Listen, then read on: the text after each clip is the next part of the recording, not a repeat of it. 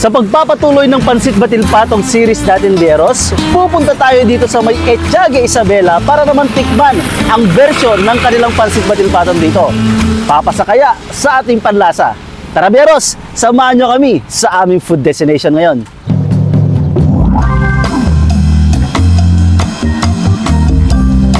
Sa pagpapatuloy ng ating Pansit Batil Patong series, Bieros, pupuntahan naman natin ngayon ang Lon's Pansiteria na matatagpuan sa Purok 1, Libertad, Etiague, Isabela.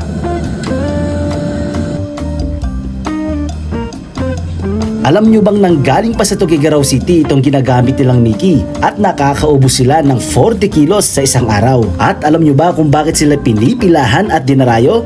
Dahil sa pangsabaw nila na buto ng kalabaw.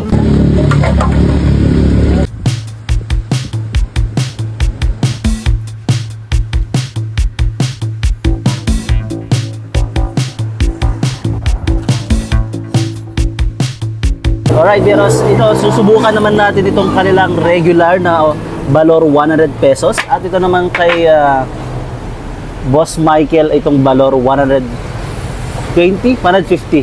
150 ba ito? 150. So itong sa akin ay valor 100 pesos at saka ito naman ay valor 150 pesos. Alam niyo naman mahina ako kumain kaya itong valor 100 pesos lang yung sinubukan ko. Ayan.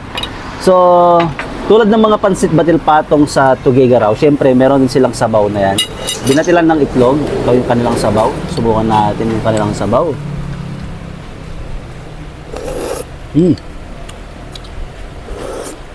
Dahil Batil Patong nga ito, syempre meron itong nakapatong na itlog. Ito yung kanilang poached egg. Check na natin yung kanilang poached egg. Ayan o.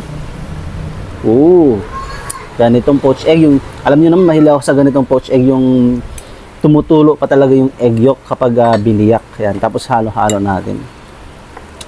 Sa kanilang valor 100 pesos, meron itong karahay. Ayan.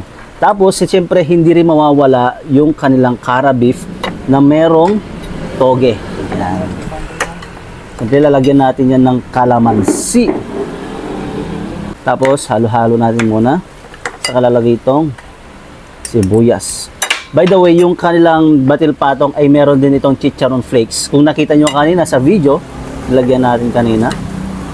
Unang subo. Subukan natin yung kanilang Pansit Batil Patong.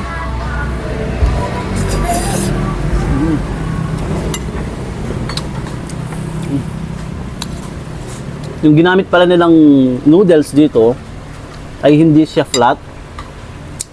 Yung round yung ginamit nila dito. Pero itong noodles ng kanilang Pansit Batil Patong ay galing pa rin ito ng Tuguegarao. Pinapadala sa kanila kapag may pumupunta ng Tuguegarao. Ayan. Ito yan lang yan sa may Etiague. Kung malayo nga kayo sa Tuguegarao, Bieros, maaaring siya lang puntahan dito sa may Etiague at tikman yung kanilang Pansit Batil Patong dahil panalong-panalo ito. Bukas sila araw-araw mula 8 AM to 7 PM. Pwede nyo silang kontakin sa kanilang Facebook page, ang Lon's Pansiteria, o din naman kayo tumawag o mag-text kayo sa 0936-4955-185. Hanggang sa susunod na food destination natin, Bieros, huwag nyo kalimutan mag-like, mag-comment at syempre share ang ating video ngayon. Magpalo!